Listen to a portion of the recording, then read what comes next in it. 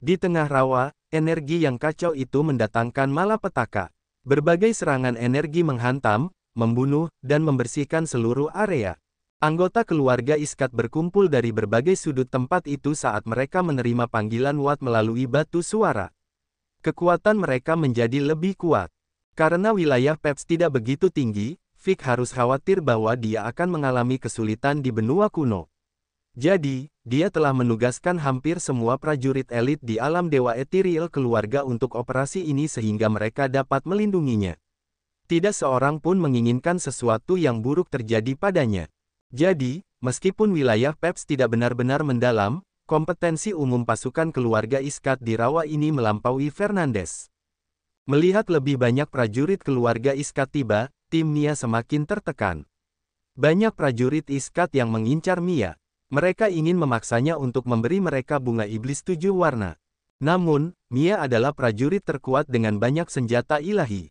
Pada saat yang sama, semua keahliannya dikuasai. Watt dan para ahli puncak alam dewa ethereal lainnya mengelilingi Mia, tetapi mereka tidak bisa memaksanya. Mia hanya harus menanggung sedikit kesulitan. Mofou, Cecilia, dan yang lainnya menjadi penonton. Sambil menonton, wajah mereka menjadi kaku karena mereka ketakutan. Mereka tahu betapa kuatnya Mia. Wanita dari keluarga Fernandes ini tidak hanya cerdas dan licik, tetapi dia juga individu yang luar biasa. Kekuatan pribadinya benar-benar menakutkan. Tidak mengherankan bahwa dia ditunjuk untuk misi ke benua kuno ini. Semua orang mulai menghitung. Mereka tahu bahwa mereka harus berhati-hati saat menghadapi Mia. Peps duduk dengan rapi, wajahnya dingin dan gelap. Matanya seperti es yang menusuk Mia. Terkadang, dia bahkan mengutuk. Sementara Xian memegang Peps, wajahnya tenang dan dingin seolah-olah dia hanya menonton drama. Dia tampak seperti sedang menunggu sampai satu pihak dikalahkan atau bahkan dibunuh untuk memberikan permintaannya yang lain. Namun, Xian tiba-tiba berubah warna. Jiwa yang sama di belakang kepalanya memantulkan fluktuasi energi yang sangat dahsyat. Menutup matanya, Xian fokus pada penglihatannya. Kesadaran jiwanya meluas, mencapai area di luar rawa. Dia bisa merasakan aliran energi yang luar biasa. Sepertinya banyak makhluk yang menakutkan telah memasuki area rawa ini. Selain itu, mereka berlari kencang menuju areanya. Setelah beberapa saat, dia menarik napas dalam-dalam, wajahnya begitu dingin. Dia bisa merasakan aura dan arah tim Haik. Dia hampir memastikan bahwa para prajurit yang datang itu adalah bagian dari salah satu kekuatan klan dewa, salah satu dari 12 keluarga. Sama seperti Mia dan Peps, mereka datang ke benua kuno ini untuk membersihkan para jenius dari area bintang besar. Dia tidak perlu bertanya untuk mengetahui tujuan mereka datang ke area ini. Xian telah berencana untuk melihat bagaimana situasi berkembang. Setelah merasakan, dia mengubah wajahnya dan menghitung ulang rencananya. Dia bergumam di telinga Peps dan berkata dengan dingin, hanya membuang-buang waktuku dan waktumu jika kalian bertarung seperti ini. Tidak mudah untuk menghadapi Mia. Kurasa kalian telah membidik target yang salah. Ya, kalian harus menyerang UMN. Jika kalian dapat menangkap UMN, kurasa Mia akan menyerahkan bunga iblis 7 warna kepada kita. Mata Peps berbinar. Dengan senyum dingin di sudut mulutnya, Peps melirik Watt dan memintanya untuk menyerang UMN. Watt mengerti secara diam-diam. Dia mengangguk singkat kepada tuan mudanya yang tidak dapat dikenali. Dia diam-diam memberi isyarat kepada yang lain. Beberapa anggota keluarga Iskat yang menyerang Mia perlahan mengubah target. Meskipun mereka kasar saat menyerang Mia, mereka tidak berani menyerangnya dengan serangan mematikan. Mia adalah anggota kunci keluarga Fernandes. Jika mereka membunuhnya, itu akan menyebabkan perang antara kedua keluarga. Mereka tidak dapat menanggung tanggung jawab ini. Meskipun UMN juga merupakan anggota keluarga Fernandes, dia tidak terlalu penting. Bahkan jika dia terbunuh, itu tidak akan menyebabkan keributan besar. Tim Watt diam-diam mengubah target mereka. Semuanya berjalan dengan baik. Wu Feng bertepuk tangan dan dengan bersemangat menghitung, setelah kedua keluarga saling bertarung dan terluka, mungkin kita akan memiliki kesempatan untuk membalikkan situasi ini. Mata Mofou, Cecilia, dan Sa Zhao menjadi panas. Garis pandang mereka menyapu cincin Mia dan Peps seolah-olah mereka dapat melihat bahan langka dan berharga. Mereka harus menahan napas. Selama 5 tahun terakhir, tim Mia dan Peps telah bergandengan tangan dan beroperasi di sekitar area rawa ini. Mereka telah membunuh banyak prajurit dari area bintang lain dan memanen material yang dikumpulkan oleh yang lain. Para prajurit klan dewa juga telah mengumpulkan banyak kristal dan material herbal. Mereka hampir membersihkan produk surga dan bumi di area rawa ini. Mereka telah melalui banyak kesulitan untuk mencapai benua kuno ini demi produk alam yang berharga. Mereka juga tahu apa yang disimpan Mia dan Peps di cincin mereka.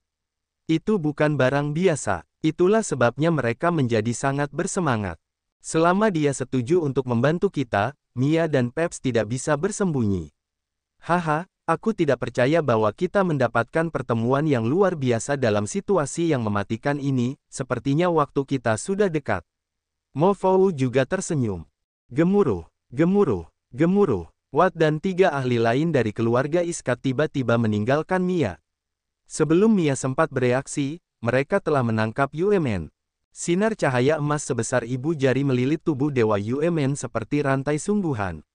Sinar cahaya itu perlahan meremas dan menancap ke dalam dagingnya. Jika UMN menggeliat, dia meringis kesakitan. Wajahnya berkerut. Kita bisa tenang sekarang, Watt menyeringai dan menatap Mia dengan dingin. Dia meletakkan pedang perak mengilap di leher UMN. Pedang tajam itu memancarkan lingkaran cahaya dingin dan gelap. Sepertinya pedang itu bisa memenggal kepala UMN dalam sedetik. Tubuh lembut Mia menggigil. Wajahnya yang menawan berubah sepucat kertas. Dia menggertakkan giginya, matanya yang berbisa menatap Watt. Kamu berani menyerang orang-orangku. Aku akan mengingat ini. Aku bersumpah tidak akan membiarkanmu pergi dengan mudah. Di bawah tatapan penuh kebenciannya, Watt menjadi dingin. Dia merasa sangat tidak nyaman. Dia melirik Peps dan menarik napas dalam-dalam. Kamu tahu apa yang aku inginkan. Mia menatap Peps. Peps memasang wajah muram dan tertawa dingin. Adikku Mia, aku hanya ingin hidup. Tolong bantu aku. Ya, kau mengenalku, kan? Kau tahu bahwa untuk bertahan hidup, aku bisa melakukan apa saja. Dasar pengecut yang takut mati. Apa kau pikir kau pantas menerima jabatan kepala keluarga Iskat? Kurasa ayahmu buta. Mia memarahi dengan marah. Setelah itu, ia membelai cincin di tangan kirinya. Lingkaran biru tua bersinar. Kristal kuning muncul di depannya. Kristal kuning itu menangkap bunga aneh, yang memiliki wajah wanita cantik. Bunga itu tampak membeku, tetapi fitur wajah yang indah dari si cantik kecil itu masih jelas. Itu tampak seperti seorang glamor yang sedang tidur. Kristal itu sebesar batu kilangan. Itu melayang dengan tenang di depan Mia. Ia merenung sejenak dan kemudian menunjuk kristal itu, untukmu. Kristal itu berputar dan perlahan terbang ke arah Peps. Itu berhenti di atas kepalanya. Aroma segar yang aneh terpancar dari kristal, yang begitu menyenangkan bagi jiwa. Itu adalah bunga iblis 7 warna. Xian menyeringai, mengulurkan tangannya untuk meraihnya. Kristal kuning itu berubah menjadi sinar cahaya kuning yang menghilang ke dalam cincin langit fantasinya. Itu nyata. Mo Fou, Cecilia, dan para penonton tersadar dari kegembiraan mereka. Mereka bingung dan menjadi canggung. Pertempuran ini berakhir begitu cepat. Pertempuran antara keluarga Iskat dan Fernandes tidak menelan korban jiwa. Ada beberapa luka ringan, yang bukan merupakan hasil yang diharapkan Cecilia dan Mo Fou. Mereka tampak menyesal karena situasinya tidak berjalan seperti yang mereka harapkan. Terlalu cepat, seharusnya tidak terjadi seperti ini. Mo Fou mengerutkan kening. Dia menjadi tegang. Dia mendesis, apakah anak itu akan menghentikan perbuatannya saat dia mendapatkan barang itu? Tidak, bukankah tujuannya adalah untuk mengobarkan pertikaian antara keluarga Iskat dan Fernandes? Tidak sesederhana itu, kan? Kata Wu Feng. Bersiaplah untuk mundur sekarang. Sang Ying Yue tiba-tiba mendesis. Bajingan itu datang ke sini untuk bunga iblis 7 warna. Dia tidak akan peduli dengan kita. Dia juga tidak akan bekerja sama dengan kita. Mendengarnya, wajah orang-orang berubah. Rencana yang memenuhi pikiran mereka sekarang hanyalah lelucon. Tanpa kerjasama Xian, perhitungan mereka hanyalah kebohongan bagi diri mereka sendiri dan orang lain. Mereka bukanlah lawan yang setara bagi keluarga Iskat dan Fernandes. Jika Xian tidak membantu mereka, situasi mereka tidak akan berubah sedikit pun. Dia tidak akan membantu kita. Sama sekali. Cecilia menggigit bibir bawahnya. Tidak, kata Sang Ying Yue singkat. Keluar dari sini. Keluar dari sini segera. Kita harus pergi sekarang. Mo Fou, Wu Feng, dan Sa Zhao berubah warna. Mereka tidak berani berlama-lama. Seperti yang diceritakan oleh Sang Ying Yue, mereka segera berlari menjauh. Para prajurit Mia dan Peps tidak menghentikan mereka. Mereka mengawasi Xian, Peps, dan Yue Men. Aku orang yang menepati janjiku. Di bawah tatapan para prajurit klan dewa, Xian perlahan mencabut duri tulang di dada dan perut Peps. Ia berbisik kepada Peps, dengan pemulihan diri yang kuat, seharusnya tidak menjadi masalah untuk pulih. Aku harap kau dan Mia bisa rukun nanti. Sebelum ia menyelesaikan ucapannya, sosoknya menjadi samar dan perlahan menghilang ke dalam ketiadaan. Ia menghilang dari pandangan orang-orang. Peps menyekat tetesan darah di sudut mulutnya. Ia melambaikan tangan kepada Watt, lepaskan dia. Watt segera melepaskan ikatan Yue Men. Bersama para prajurit keluarga Iskat, mereka menyerahkan kembali Yue Men yang berdiri di belakang Peps. Peps menatap Mia dengan mata dingin. Mia dan Peps saling melotot selama beberapa detik. Mereka tidak berbicara dan berbalik. Mereka berjalan ke arah yang berbeda seperti orang asing. Persatuan kedua keluarga besar itu pun hancur sejak saat itu. Xian sedang duduk bersila di atas batu coklat di tepi danau sebening kristal. Wush! Sebuah cahaya menyambar dan kristal kuning muncul di depannya. Di dalam kristal kuning itu terdapat bunga cantik yang berwajah wanita cantik dalam tidurnya. Bunga ini aneh namun luar biasa. Xian mengeluarkan buku yang diberikan Sang Chen kepadanya. Ia membacanya sebentar dan membandingkan bunga itu dengan sosok di buku itu. Dibandingkan dengan gambar-gambarnya, tidak diragukan lagi bahwa itu adalah bunga setan 7 warna. Semua ciri bunga ini termasuk wajah wanita cantik, akar giok, dan beberapa daun menunjukkan kepadanya bahwa bunga itulah yang diinginkannya. Aliran kesadaran jiwa dikirim ke bunga setan 7 warna. Xian ingin menggunakan kesadaran jiwa untuk memeriksanya lebih dalam. Kristal kuning itu digunakan untuk menyegel bunga setan 7 warna ini, yang akan mencegah bunga itu layu. Kristal ini dibuat dengan beberapa bahan unik. Bunga itu dipenuhi dengan uap dan fluktuasi energi. Itu seharusnya menjadi wadah yang ajaib dan indah. Kesadaran jiwanya bergerak dan meresap ke dalam bunga iblis untuk merasakan. Tak lama kemudian, Xian mengerutkan kening. Matanya berbinar karena kebingungan. Dia menarik pikirannya dan mengamati dengan saksama. Rasanya tidak benar. Wajahnya berubah tanpa suara.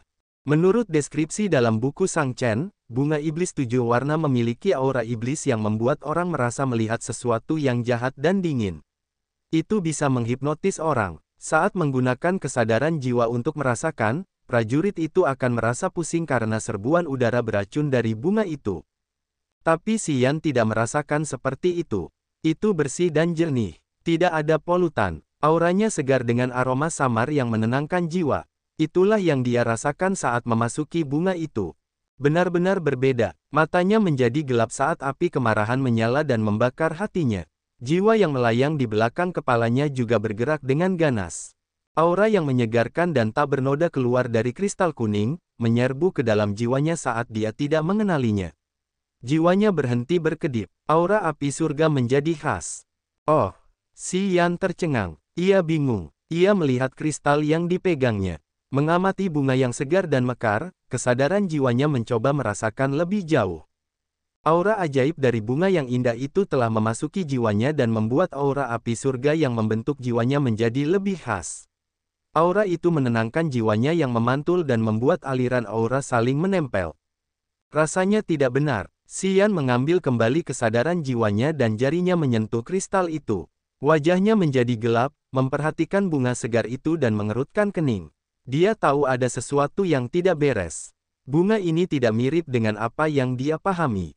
Mungkin Mia telah membuat tiruan dan bunga. Itu bisa saja mengandung sesuatu yang gelap dan jahat, yang ditujukan padanya. Semakin dia memikirkannya, semakin besar kemungkinan itu. Suara angin yang merobek muncul dan mendekati daerahnya. Dari suara-suara itu, dia tahu bahwa tidak hanya ada satu prajurit yang datang. Jiwa yang sama itu mengirimkan fluktuasi jiwa dan merasakannya. Dia tahu siapa yang datang, jadi dia tidak terburu-buru pergi atau bersembunyi. Xian duduk di atas batu coklat di tepi danau yang jernih, menunggu dalam diam. Setelah 15 menit, Mo Fou, Wu Feng, Wu Bai, Cecilia, Sang Yingyue, dan Sa Zhao muncul. Mereka mengawasi di sana-sini dan bahkan punggung mereka dan kemudian perlahan-lahan mendatanginya. Ah! Sang Yingyue tidak bisa menahan diri untuk tidak berteriak. Dia menatapnya dengan ketakutan. Sedikit kegembiraan terpancar di matanya yang jernih namun dingin. Mo Fou, Cecilia, dan yang lainnya terguncang. Mereka tidak banyak berpikir dan langsung berkumpul di dekat Xian. Sama seperti dia, mereka berdiri atau duduk di dekat batu dan menatapnya dengan rasa ingin tahu. Apakah mereka mengejarmu? Cecilia tersenyum manis dan menawan. Tubuhnya yang indah bersinar dan pantatnya yang berlekuk bergoyang saat dia berhenti di dekat Xian. Aroma manis yang memesona tercium ke hidung Xian bersama angin. Karena semua orang tahu dengan siapa dia berbicara, mereka semua menatap Xian dengan penuh harap. Tidak, Xian memasang wajah pucat. Dia mengerutkan kening dan tidak mengambil kristal kuning yang mengambang di depannya. Mendengarnya, mereka mengembuskan napas lega. Tidak ada yang meragukan kata-katanya. Kemudian, mereka rileks dan tidak lagi merasa cemas. Beberapa berbaring atau duduk di bebatuan di tepi danau, berusaha mengatur napas dan menggunakan kristal ilahi untuk mengisi ulang energi. Karena mereka semua adalah calon pemimpin wilayah bintang besar, mereka memiliki banyak pengalaman dalam bertarung. Mereka tidak akan menyia-nyiakan waktu karena mereka akan menggunakannya untuk memulihkan diri. Lebih baik memulihkan energi dan kondisi tubuh mereka ke puncak untuk menghadapi pertempuran yang mungkin terjadi di saat berikutnya. Sebenarnya, kamu bisa menggunakan PEP sedikit lebih lama. Jika kita membuat mereka bertarung sampai mati, ketika satu pihak terluka, itu akan jauh lebih mudah bagi kita. Saat Cecilia mendengarnya, wajahnya yang menggoda tampak gembira. Dia secara proaktif mendekatinya, wajahnya cerah. Jika salah satu dari mereka mati, kita akan menang di sini. Jika kamu membantu kami mengejar mereka, tidak ada dari mereka yang akan lolos. Sang Yingyue mengangguk. Dia juga tampak menyesal. Xian melotot ke Cecilia dan berkata dengan dingin, pikiran yang bagus. Sayangnya tidak sesederhana itu. Kenapa kau berkata begitu? Senyum Cecilia terhenti, wajahnya serius. Apa kau menemukan keributan baru? Mo Fou, Wu Feng, dan Wu Bai menggunakan kristal suci untuk memulihkan kekuatan mereka. Dia telah menarik perhatian mereka. Semua orang menunggu jawaban Xian. Sayangnya, Xian menarik sudut bibirnya dan tidak menjawabnya. Sebaliknya, dia menatap Sang Yingyue. Kau datang dan periksa ini. Apakah ini bunga iblis 7 warna yang asli? Sudah 5 tahun berlalu dan kebencian Sang Yingyue terhadap Xian telah luntur. Selain itu, karena dia tahu bahwa dia harus banyak mengandalkan Xian, dia tidak berpura-pura dan terus terang berjalan ke batu Xian. Dia mengulurkan satu jari seperti batu giok, menyentuh kristal kuning dan melepaskan aliran kesadaran jiwa untuk merasakan. Dia adalah putri Sang Chen. Tentu saja, pengetahuannya tentang bahan-bahan yang aneh dan menakjubkan seharusnya cukup mendalam. Dengan kata lain, pencapaiannya seharusnya tidak kurang dari Sang Chen. Itu karena pengetahuan Sang Chen tentang pengobatan medis berasal dari Anlia, ibu Sang Yingyue yang merupakan seorang alkemis brilian. Ujung jari Sang Yingyue menyentuh kristal itu. Bulu matanya yang panjang berkedip-kedip. Secara bertahap, dia mengerutkan alisnya yang tebal seolah-olah dia telah menemukan sesuatu yang salah. Hati Xian tenggelam ke dasar. Dari ekspresi wajahnya, dia mendapatkan jawabannya. Dia tidak bisa menyembunyikan amarahnya. Alis Sang Yingyue yang berkerut-berkedut dan kemudian mengendur. Dia berbicara seolah-olah dia tidak bisa mempercayainya. Itu memang bukan bunga setan 7 warna. Punggung Xian yang tegak menunduk. Wajahnya berubah ketika dia mendesah dengan enggan, kupikir begitu. Menurut deskripsi ayahmu dalam buku itu, bunga setan 7 warna memiliki aura setan dengan kemampuan menghipnotis. Meskipun bunga itu cantik dengan wajah manusia, auranya sama sekali berbeda. Kamu tidak perlu merasa sedih. Sang Yingyue menatapnya, matanya cerah. Meskipun itu bukan bunga iblis 7 warna, bunga itu jauh lebih berharga daripada bunga iblis 7 warna. Ini adalah bunga roh 7 warna. Bunga itu jauh lebih berharga dan langka daripada bunga iblis 7 warna. Itu adalah barang paling langka yang tak ternilai harganya di tingkat awal asli. Mo Fou dan yang lainnya masih menguping. Mendengarnya, mereka semua tergerak saat mereka menatapnya. Apakah itu bunga roh 7 warna yang asli? Tanya Wu Feng dengan wajah tegas. Itu tidak bisa dipalsukan. Sang Ying Yue mengangguk, Mia pasti telah mengambil bunga iblis 7 warna bersama dengan bunga roh 7 warna. Dia ingin menyimpan bunga iblis 7 warna untuk menyelamatkan seseorang bernama Yueke, meskipun dia harus memberikan bunga roh 7 warna kepadamu, aku pikir dia sedang marah sekarang. Haha, jika itu benar, dia mengalami kerugian besar kali ini, Mo Fou tertawa aneh. Mereka tahu tentang bunga roh 7 warna. Mereka mulai berdiskusi dengan riuh. Melihat bunga segar yang indah itu, mereka sangat penasaran. Sebaliknya, Si Yan bingung. Bunga roh 7 warna dan bunga setan 7 warna tumbuh bersama. Mereka adalah bunga pembantu dan bunga induk. Bunga setan 7 warna adalah bunga pembantu. Bunga itu akan menarik dan menyalurkan nutrisi ke bunga roh 7 warna untuk mencegah bunga itu layu sebelum mekar. Sebagai induk, bunga roh 7 warna dapat mengambil cairan dan nutrisi dari bunga setan 7 warna untuk memelihara dan tumbuh. Setelah itu, bunga itu akan mengambil peran utama. Sang Ying Yue dapat melihat keraguannya.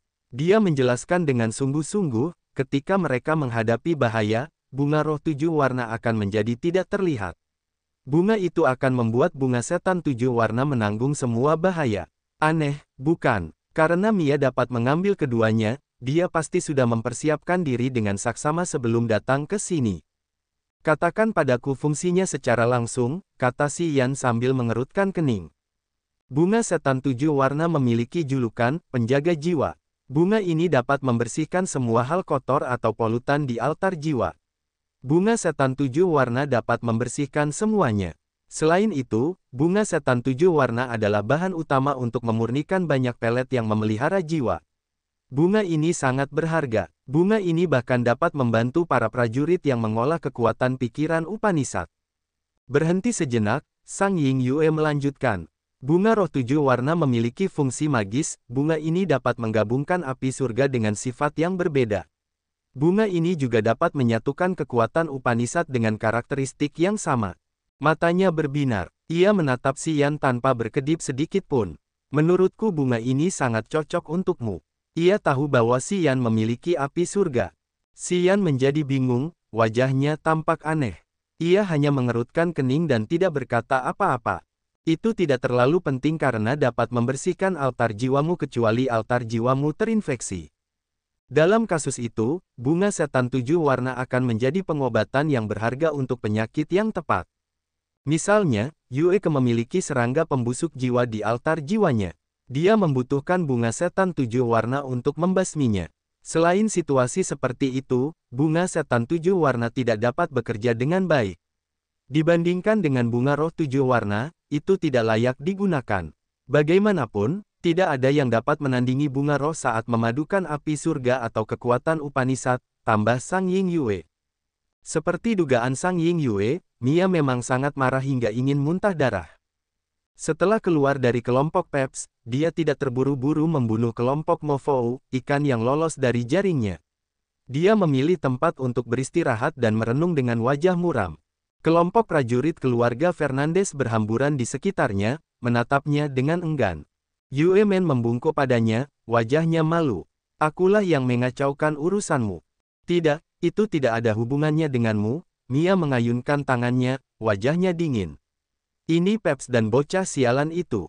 Aku tidak menyangka dia masih hidup setelah 5 tahun menyerbu daerah ini. Aku membencinya. Dia menghancurkan bisnisku yang bagus. Nona, mengapa Anda memberinya bunga roh 7 warna? Dibandingkan dengan bunga iblis 7 warna, nilainya tak ternilai. Yue Men menundukkan kepalanya dan mendesah saat dia tersentuh. Dia, tentu saja, mengerti mengapa Mia melakukan itu. Selain bersumpah untuk membalas budi Mia, dia tidak tahu harus berbuat apa lagi. Memang benar bunga roh 7 warna jauh lebih berharga, tetapi itu tidak bisa menyelamatkan Paman Yueke. Biarkan saja dia mengambilnya. Aku akan mencari kesempatan lain untuk mengambilnya kembali. Mia mengerutkan kening, tetapi akan merepotkan untuk berbicara dengan Haik tentang ini. Dia menginginkan bunga roh 7 warna itu. Dia dan aku sudah sepakat. Aku tidak menyangka kita bisa menghadapi hal-hal seperti itu. Lalu apa yang harus kita lakukan? Yue Men ketakutan. Namun, tidak mudah untuk berurusan dengan Haik. Tidak apa-apa, katakan saja yang sebenarnya padanya. Sepertinya kita harus bergantung pada kekuatan Haik. Kalau tidak, aku khawatir kita tidak bisa menangkap bocah itu, desah Mia. Tidak lama setelah percakapan mereka, batu suara di lengan baju Mia bergetar. Haik ingin berbicara dengannya. Saat dia melawan Peps, batu suaranya mengirimkan banyak panggilan. Semuanya dari Haik. Jelas bahwa Haik telah menemukan sesuatu. Itu adalah dorongan untuk mengetahui situasi Mia dan Peps. Namun, dia tidak menyadarinya. Dan sekarang, ketika perselisihan dengan Peps berhenti sementara, Mia dapat menenangkan pikirannya untuk berbicara dengan Haik. Selain itu, dia membutuhkan bantuannya untuk membersihkan semua rintangan di rawa. Apa yang kau lakukan? Geraman Haik datang dari batu suara. Aku baru saja berbicara dengan Peps. Dia mengatakan bahwa kau ingin dia mati. Kau tidak ingin menggunakan bunga iblis 7 warna untuk menukar nyawanya. Itulah sebabnya kalian. Haik berteriak tepat di awal dan mengkritik perilaku Mia yang tidak pantas. Suaranya memang kasar. Mia memasang wajah dingin. Dia tidak buru-buru membalas. Menunggu setelah Haik selesai, dia menjawab dengan acuh tak acuh, ini jauh lebih buruk dari apa yang kau kira. Aku tidak memberi mereka bunga iblis 7 warna. Yang kuberikan pada mereka adalah bunga roh 7 warna. Itu adalah bunga roh 7 warna yang kau inginkan. Apakah kau merasa lebih marah sekarang? Haik menenangkan amarahnya. Setelah beberapa saat, dia telah memulihkan pikirannya yang tenang. Dia hanya seorang pelayan. Mengapa kau harus begitu peduli? Mengapa kau tidak memberikan bunga iblis 7 warna pada bocah itu saja? Kau pikir aku tidak bisa membunuhnya saat aku datang? Kau selalu pintar, tetapi mengapa kau tiba-tiba bertindak bodoh kali ini? Aku khawatir kau tidak bisa membunuhnya. Mia mengerutkan kening, memang benar kau bisa mengunci lokasi dan arahnya, tetapi dia telah mengembangkan kekuatan luar angkasa Upanishad. Meskipun dia tidak bisa melarikan diri dari benua kuno, dia bisa melarikan diri di daerah ini. Rawa ini jauh lebih besar dari bintang kehidupan. Tidak mudah untuk menangkapnya. Bagaimana menurutmu? Suara Haik kembali dingin. Kau tidak pernah ingin menanggung kerugian. Aku ingin tahu rencanamu. Aku tahu kau mengerti bahwa operasiku ini seharusnya tidak boleh ada kesalahan. Aku tidak peduli dengan dendam antara kau dan Peps. Aku tidak akan pernah membiarkan kalian menghancurkan rencanaku. Haik mengucapkan kalimat terakhir dengan singkat dan tegas. Jangan khawatir, aku tahu situasimu. Aku tidak akan membuat masalah. Mia merenung selama beberapa detik dan kemudian berkata, kau bantu aku menemukan mereka terlebih dahulu. Aku punya rencana. Baiklah. Di tepi danau yang jernih, Xian sedang duduk di atas batu coklat dan mengamati bunga roh 7 warna dengan kagum untuk waktu yang lama. Tiba-tiba, dia mengembalikannya ke cincin langit fantasinya. Seperti yang dikatakan Sang Ying Yue, nilai bunga roh 7 warna jelas jauh lebih tinggi daripada bunga iblis 7 warna. Baginya, seorang pejuang dengan api surga, itu konstruktif. Dengan bunga roh 7 warna ini, mungkin dia bisa menyatukan api surga yang berbeda menjadi satu atau dua aliran, yang akan memberinya dorongan yang luar biasa.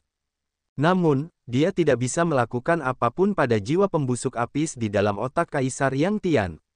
Xian menggelapkan wajahnya. Dia sangat membenci Mia. Terima kasih telah memberitahuku fungsi bunga roh 7 warna. Mengangkat wajahnya untuk melihat Sang Ying Yue, dia berkata dengan lemah, sebagai balasannya, aku akan memberitahumu sesuatu. Kekuatan lain dari klan dewa telah memasuki rawa.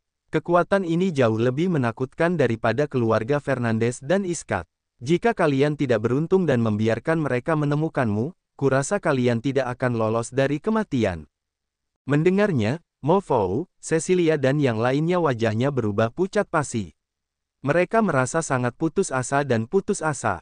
Ketika Peps dan Mia bergandengan tangan, mereka hampir tidak memiliki kesempatan untuk bertahan hidup. Dan sekarang, kekuatan dominan lainnya dari klan dewa baru saja tiba. Apakah mereka memiliki kesempatan untuk bertahan hidup? Tolong bantu kami. Cecilia menggerakkan tubuh seksinya dengan lincah, menatapnya dengan wajah memohon dan berbicara dengan suara lembut, jika kamu dapat membantu kami dapat mengatasi tantangan berat ini dan menunggu sampai hari pusat dibuka. Pusat. Xian menatap yang lain karena dia tidak tahu apa-apa. Kalian tidak tahu. Mo Fou terdengar terkejut. Wu Feng, Wu Bai, dan Sang Ying Yue juga memasang wajah canggung. Mo Fou tiba-tiba merasa enggan. Dia bergegas menjelaskan. Benua kuno terbagi menjadi 5 daratan. Dalam 5 tahun pertama, 4 daratan di sekitarnya akan terbuka. Setelah 5 tahun, pusatnya akan dibuka. Pusat itu adalah inti dari benua kuno. Ia memiliki lebih banyak pertahanan alami dan lebih banyak material berharga. Buah penuntun untuk waktu berikutnya juga akan muncul di pusat. Singkatnya, pusat adalah tempat semua kekuatan saling bertarung untuk mengambil sumber daya terbaik. Kalian tidak takut dengan klan dewa saat memasuki pusat? Xian mengerutkan kening. Kudengar pusat itu memiliki banyak jebakan maut. Bahaya ada di mana-mana. Meskipun klan dewa kuat, tidak mudah untuk mengejar kita sepanjang waktu, Mo Fou menjelaskan dengan senyum sinis. Selama kalian setuju untuk membantu kami melewati tantangan, kami dapat menegosiasikan apapun, kata Wu Feng.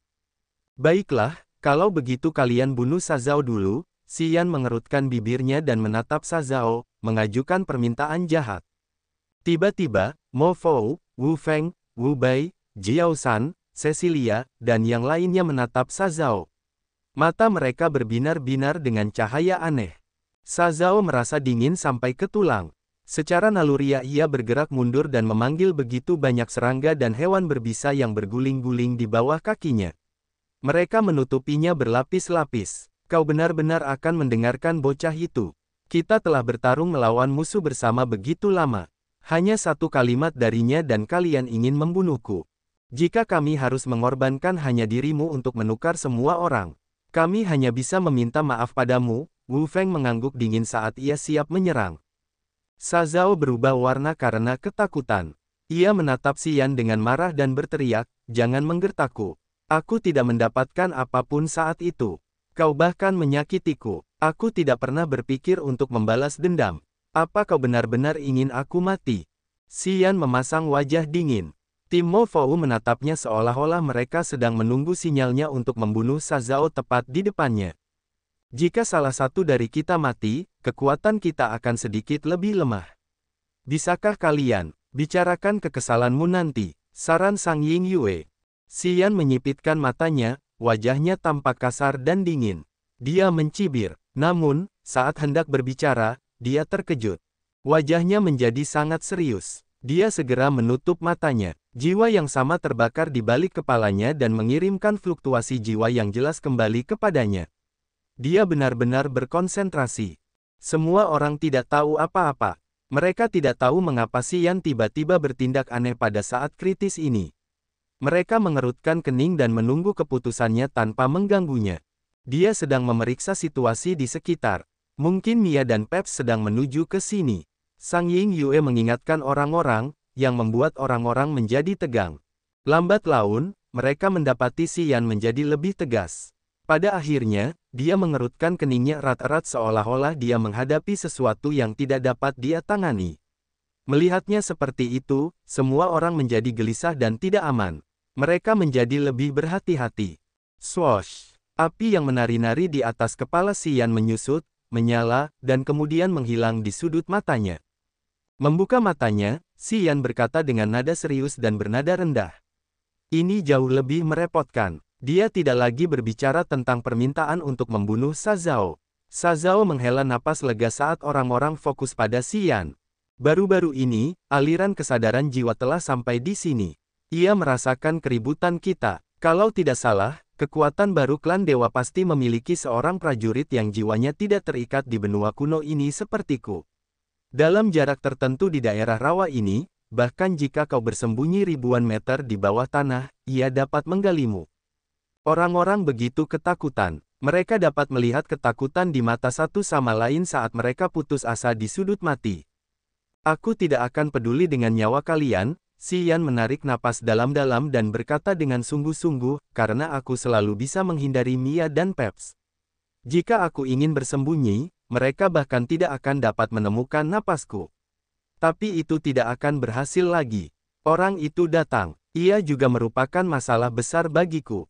Sepertinya aku harus berkelompok dengan kalian. Kali ini dia tidak meminta mereka untuk membunuh Sazao atau meminta syarat apapun. Ia telah langsung menyetujui permintaan mereka. Namun, mereka masih harus mengenakan wajah abu-abu tanah. Tidak seorang pun bisa merasa senang. Tepat sebelum pertarungan, mereka putus asa. Mereka berpikir bahwa mereka tidak dapat menggunakan sedikit pun kekuatan untuk melawan klan dewa. Kita seharusnya memiliki rencana yang lebih baik kali ini. Mata Xian berubah. Dia menenangkan diri dan akhirnya menjadi serius untuk melawan gelombang yang datang. Di tepi danau yang jernih, Xian berjongkok di tanah dan menggunakan jarinya yang keras untuk menggambar lingkaran besar di bawah kakinya. Dia juga menandai 4 titik di dalam lingkaran itu. Dia menunjuk ke 4 titik itu dan menjelaskan, kita di sini. Tim Nia tepat di sebelah kita. Tim Peps ada di sana. Tim yang baru datang ada di posisi itu. Dia telah mengilustrasikan posisi mereka di tanah. 4 tanda yang digambarnya di tanah tampak seperti persegi panjang. Mereka berdiri di satu sudut sementara Mia, Haik, dan Peps berada di 3 sudut lainnya.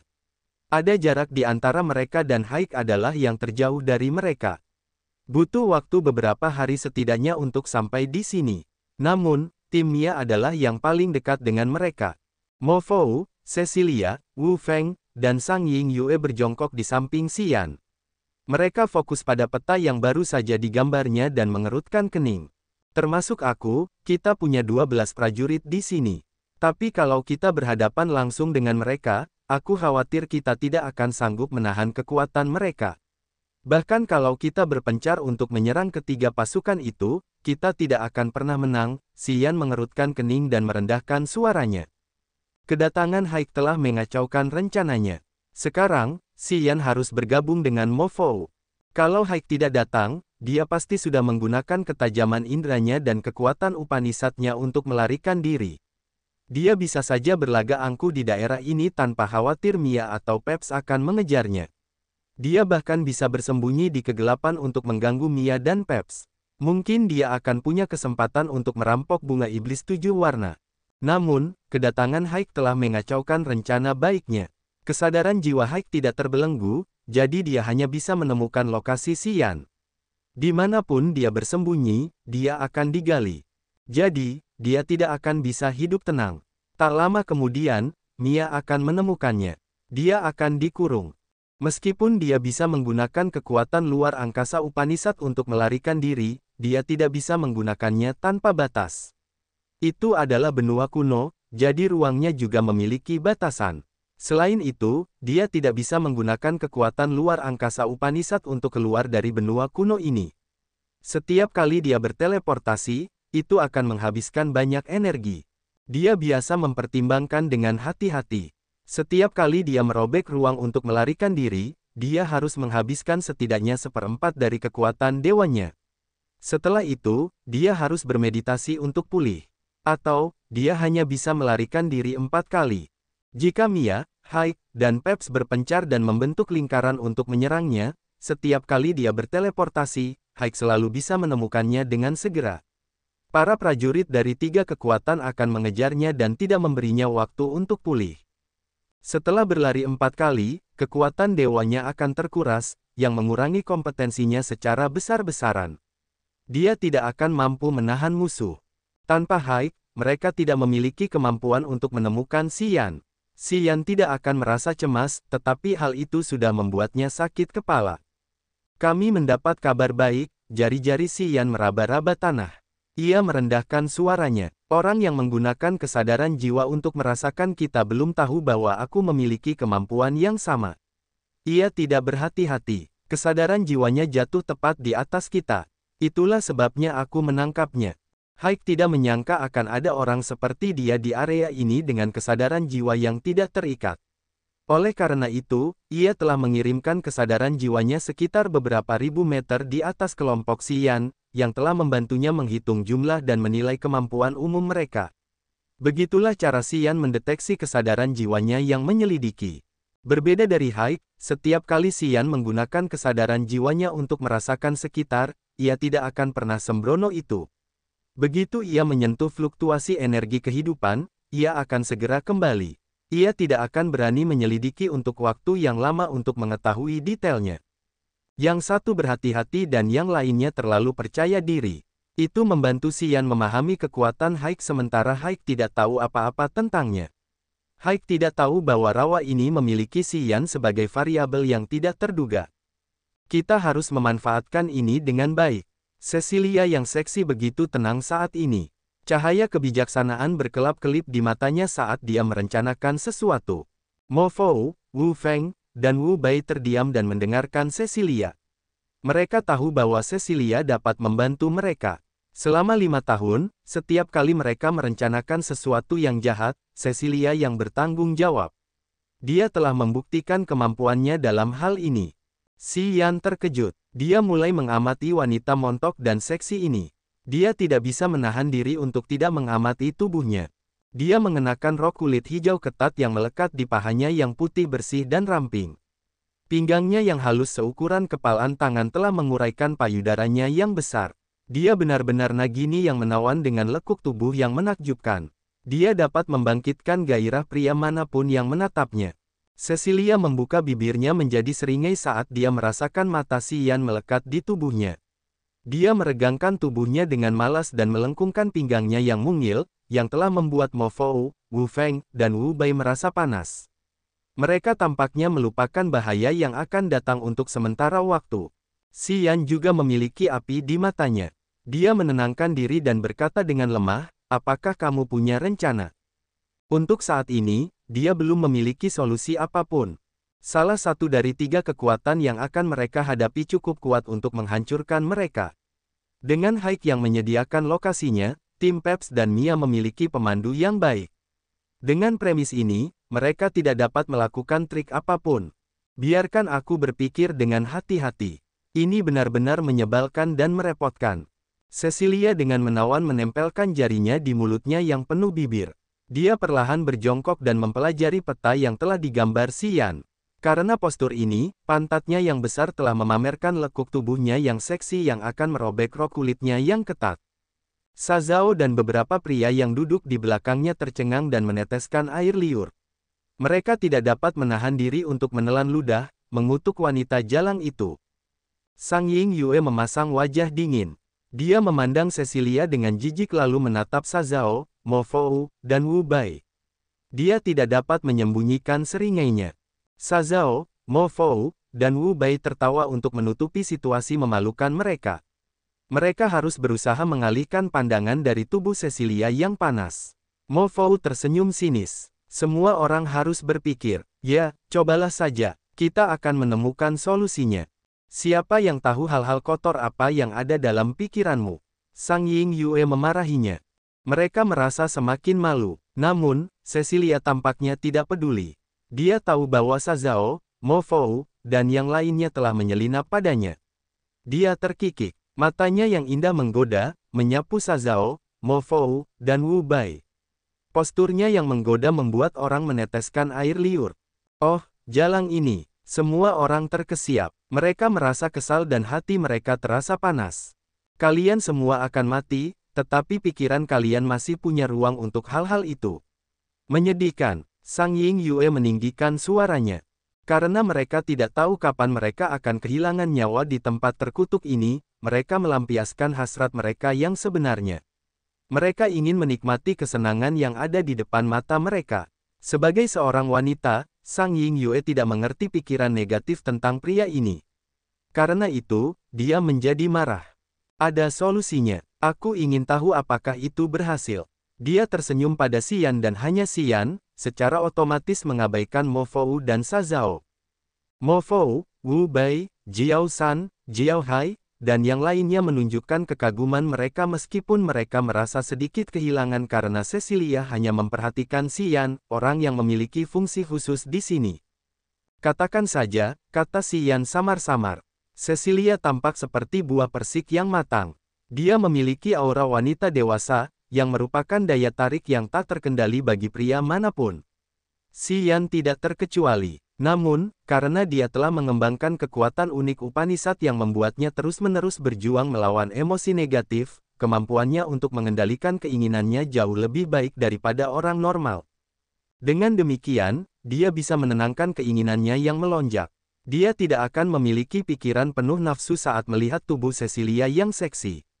Dia bisa tenang saat berhadapan dengan masalah penting. Pada titik ini, Mo Fou, Wu Bai, Jiao Hai, dan Jiao San tidak dapat dibandingkan dengannya. Mereka tidak memiliki pengalaman dalam melawan keinginan negatif. Sikap dingin dan tenang Xian telah mengejutkan Cecilia dan Sang Ying Yue. Mereka menatapnya dan menghormatinya lebih tinggi. Seorang pria yang bisa tetap tenang di saat kritis dan bisa menenangkan pikirannya dari emosi negatif adalah seorang pejuang yang luar biasa. Kedua wanita itu secara diam-diam membandingkan Xian dengan Mo Fou, Wu Bai, dan Jiao San, mata mereka yang cantik berbinar saat disentuh. Mo Fou, Wu Bai, Jiao San, dan Sa Zhao semuanya adalah talenta luar biasa dari area bintang besar. Mereka semua adalah pemimpin masa depan pasukan di mana-mana. Kebanyakan dari mereka memiliki kompetensi untuk menantang prajurit yang wilayahnya lebih tinggi dari mereka. Pikiran mereka terbuat dari baja. Namun, para prajurit itu tidak bisa setenang Xian di saat-saat kritis. Sepertinya Xian tidak terpengaruh oleh situasi tersebut. Sang Ying Yue dan Cecilia takut. Mereka merasa beruntung karena mereka tidak menaruh dendam terhadap Xian dan memilikinya di pihak mereka. Mereka tidak tahu bahwa kita dapat melihat arah mereka. Dengan premis ini, kita dapat menyiapkan penyergapan. Cecilia menunjuk ke suatu area, yang juga merupakan danau. Tempat ini bagus. Aku mengolah Upanishad kekuatan air. Aku bisa menggunakan danau ini untuk menyiapkan banyak hal baik. Mo Fou, kau punya Upanishad kekuatan bumi. Kau bisa melakukan lebih banyak lagi. Kita bisa menggali tanah dan memasang perangkap di sini. Kita harus menyiapkan lapisan penghalang dan pembatasan. Kita akan mengaktifkannya saat mereka melompat masuk. Dan kita bahkan bisa pergi lebih awal. Bukan ide yang buruk, Mo Fou langsung mengangguk. Ia mengamati sekeliling dan menyeringai, aku punya banyak ranjau tanah berapi. Begitu meledak, bahkan ahli alam dewa yang baru mulai tidak akan bisa menghindar dalam jarak dekat. Aku juga punya tombak listrik petir yin. Mata Sang Ying Yue berbinar. Benar, kita bisa melakukan ini. Xian melanjutkan, cahaya aneh berkilauan di matanya. Agar lebih sempurna, aku bisa tinggal di sini sebagai umpan. Kita akan mengarahkan mereka ke jaring kita. Tidak, tidak, tidak. Anehnya, ketika Cecilia, Mo Fou, dan Wu Feng mendengar bahwa dia ingin mengambil risiko, mereka berubah warna dan menghentikannya sama sekali. Xian mengerutkan kening. Semua orang menyadari sesuatu yang aneh. Mereka semua menatap Sang Ying Yue, menunggu penjelasannya. Di bawah tatapan orang-orang, Sang Ying Yue berkata dengan dingin dan enggan seperti biasa, jika sesuatu terjadi padamu, kami tidak akan memiliki mata lagi. Kami tidak dapat bertahan hidup di rawa setelahnya. Jadi, siapapun dapat mengambil risiko kecuali kamu. Kami tidak akan membiarkan sesuatu yang tidak terduga terjadi padamu. Semua orang mengangguk dan menasihatinya. Cecilia punya rencana yang bagus. Jika tidak ada yang tidak terduga terjadi, begitu kita pergi, yang lain akan melewati daerah ini untuk mengejar kita. Xian menghitung sebentar. Timnya paling dekat dengan kita. Kita hanya perlu mengubah arah untuk sementara waktu. Kemudian, dia pasti akan membawa pasukannya untuk mengejar kita. Dan untuk melakukan itu, dia harus melintasi daerah ini. Xian menyapu para prajurit lainnya, wajahnya dingin dan kasar. Hal-hal yang tidak terduga selalu terjadi. Bagaimana jika Mia tidak pergi ke sini? Bagaimana jika dia tidak akan melewati daerah ini? Jika dia tidak pergi ke sini, apakah kita akan menyia-nyiakan penghalang dan peralatan yang telah kita siapkan di sini? Jika langkah pertama kita tidak dapat melukai yang lain dengan parah, langkah kita selanjutnya akan jauh lebih sulit. Sambil mengayunkan tangannya, dia berkata dengan tegas, aku akan tinggal. Ketika aku melihat bahwa situasinya tidak benar, aku dapat berteleportasi. Kecuali aku, siapa yang bisa melakukan itu? Tidak ada yang menjawabnya. Baiklah, kalau begitu, kita akan melaksanakan rencana ini. Aku tidak ingin membahas lebih lanjut kecuali kamu dapat mencalonkan seseorang yang akan tinggal di sini dan mati menggantikanku, kata Xian acuh tak acuh. Semua orang secara naluriah menatap Sa Zhao dengan mata yang menyeramkan. Cahaya dingin dan kejam di mata Mo Fou dan Wu Feng membuat orang menggigil tanpa merasa kedinginan.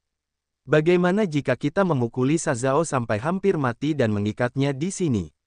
Apakah menurutmu itu akan lebih baik? Tanya Wu Feng dengan suara dingin. Mo Fou, Wu Feng, dan Cecilia mengangguk pelan. Mereka pikir itu bukan ide yang buruk, dan itu mungkin saja. Sa Zhao merasa sangat dingin. Dia secara naluriah mundur dan berteriak dengan gila, "Dasar bajingan. Kenapa selalu memilihku? Siapa yang kuolok-olok di antara kalian?" Dia tiba-tiba teringat sesuatu, menatap Xian dengan marah saat api amarahnya membumbung tinggi ke langit. "Aku tahu kau ingin mendapatkan perhatiannya. Dia berguna bagi kita. Untuk menyenangkan dan menyelamatkannya, kau ingin mengorbankan aku. Baiklah, aku tidak ingin bermain denganmu lagi. Aku akan pergi sekarang." Sa Zhao memasang wajah dingin. Dia merasa sangat kecewa dengan tim Mo Fou, dia membenci Mo Fou dan Wu Feng yang jahat lebih dari dia membenci Xian.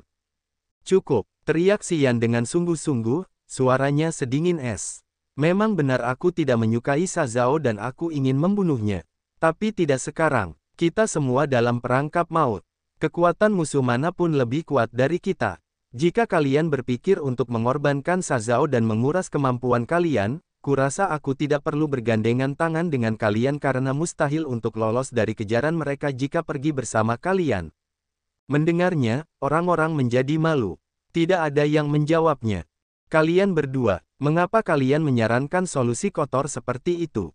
Jiao San menggeram pada Mo Fou dan Wu Feng. Dia tahu untuk memprioritaskan hal-hal penting. "Mengapa kalian tidak bisa? Jika kalian menginginkan itu, saudara-saudara kita juga akan meninggalkan kelompok ini. Jika kalian dapat mengorbankan Sa Zhao, mungkin saudara-saudara kita lain kali. Bagaimana menurut kalian?" Yang lain juga mengangguk. Wajah mereka tampak tegas seolah-olah mereka semua akan berpisah dari kelompok ini. "Aku bilang aku akan tinggal." Xian sedang duduk di atas batu coklat di tepi danau. Dia mengangkat kepalanya untuk melihat ke langit. Dia melepaskan jiwa pendampingnya dan berkata, "Tim Mia akan tiba dalam 1 hari dan 1 malam. Kurasa sudah waktunya bagi kalian untuk bersiap.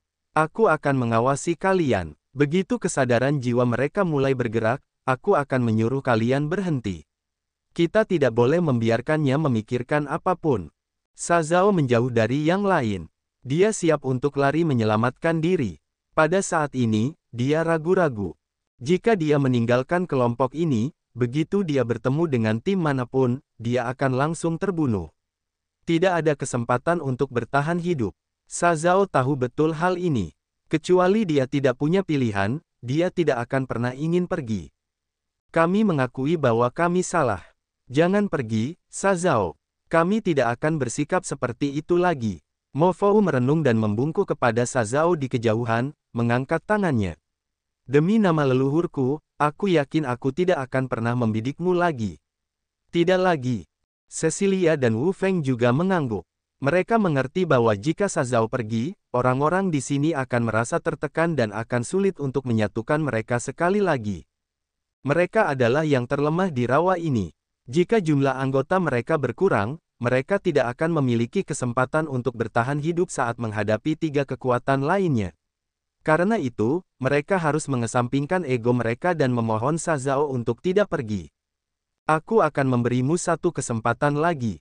Sa Zhao mendengus. Dia berjalan kembali ke arah mereka dengan punggung kaku. Sebenarnya, dia baru saja menghela napas lega diam-diam. Dia mengerutkan kening, menatap Xian yang sedang melihat langit, wajahnya canggung.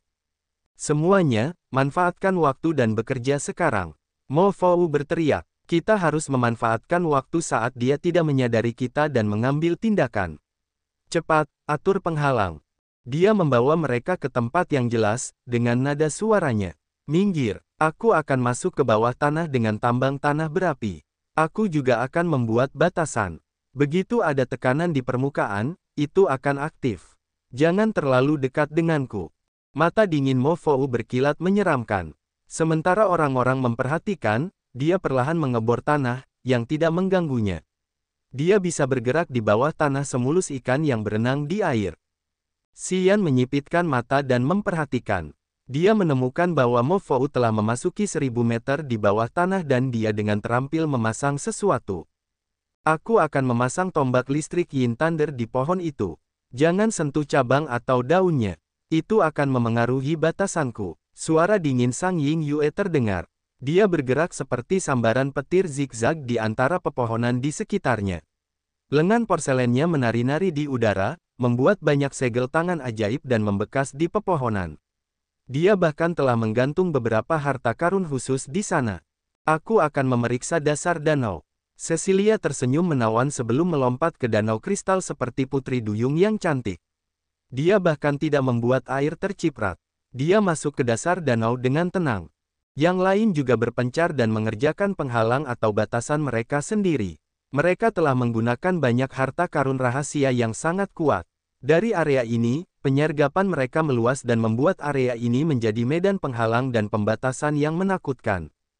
Fluktuasi energi dapat terlihat. Jangan bertindak gegabah untuk tetap bersembunyi. Jika mereka menemukan kita, kerja keras kita di sini akan sia-sia. Sambil mengatur pembatasannya, Sang Ying Yue mengingatkan yang lain. Mengerti, kami mengerti. Jangan khawatir, aku ahli dalam pengaturan penyergapan semacam ini. Aku yakin aku akan membuat si Jalang Mia itu ketakutan. Banyak prajurit di sini berasal dari area bintang yang berpengaruh. Mereka mengatupkan rahang dan menggunakan trik paling menakutkan yang mereka miliki. Mereka telah mempersiapkan area ini dengan bahaya di setiap langkah. Bahkan Xian merasa merinding hanya dengan melihat mereka. Saudara-saudara Wu telah menggunakan banyak bola perak. Begitu mereka terkena sesuatu, mereka akan menembakkan sinar udara dingin yang tak terhitung jumlahnya, yang dapat langsung memasuki altar jiwa dan menusuk laut kesadaran. Sinar udara yang tajam itu akan menghancurkan jiwa secara langsung. Sazao dari Sekte Dewa Gu telah melepaskan banyak serangga iblis dan hewan berbisa di rawa. Benda-benda itu sangat kecil sehingga kesadaran jiwa Xian hampir tidak dapat mendeteksinya. Karena mereka tidak terlihat karena mereka sangat kecil, mereka dapat tersebar di udara dan energi bumi dan surga di sekitarnya. Begitu para prajurit menyerap energi tersebut, mereka akan memasuki pembuluh darah dan tubuh mereka. Mereka akan melemah tanpa disadari dan mereka tidak akan dapat memobilisasi energi mereka lagi. Merasakan serangga beracun yang puluhan kali lebih kecil dari sehelai rambut tenggelam ke rawa tidak jauh darinya, Xian mencoba menghitung berapa jumlahnya. Dia menemukan lebih dari puluhan ribu. Xian merasakan kulit kepalanya kesemutan. Tiba-tiba dia merasa beruntung karena mendapatkan manik dingin yang dicelup racun. Kalau tidak, dalam pertempuran sebelumnya, dia tidak hanya tidak bisa melukai Sazao, dia juga diracuni dengan parah. Sazao bisa saja membunuhnya. Meskipun kekuatan dewa pria ini tidak cukup kuat, dia memiliki banyak trik jahat yang sangat sulit untuk dipertahankan. Xian merasa bahwa jika Mo Fou dan Wu Feng menyerang untuk membunuhnya, mungkin Sazao bisa membunuh beberapa dari mereka. Sementara Xian masih berpikir, Sazao mengangkat kepalanya untuk menatapnya, wajahnya aneh. Dia membungkuk dan suaranya kaku, aku akan ingat bahwa kamu menghentikan mereka untukku. Aku akan membalas budimu ini. Namun, dendam di antara kita, tidak mudah untuk diangkat seperti itu. Xian terkejut. Dia tetap bingung selama beberapa saat sebelum dia bisa tertawa. Dia hanya mengangguk dan tidak mengatakan apa-apa. Cipratan. Suara air mengalir dari danau di belakangnya. Sosok seksi bergerak lincah seperti ikan yang berenang perlahan muncul. Rambutnya yang basah menjuntai di bahunya. Cecilia mengenakan gaun kulit yang memamerkan tubuhnya yang seksi. Saat pahanya yang ramping bergerak di danau, separuh tubuhnya muncul dari air. Dia menatap Xian di kejauhan dan berkata, aku telah memasang mainan yang menarik di bawah danau. Tapi aku harus mengendalikannya. Jika aku tetap di sana, mainan itu dapat bekerja dengan kapasitas maksimal, yang dapat melukai mereka dengan parah.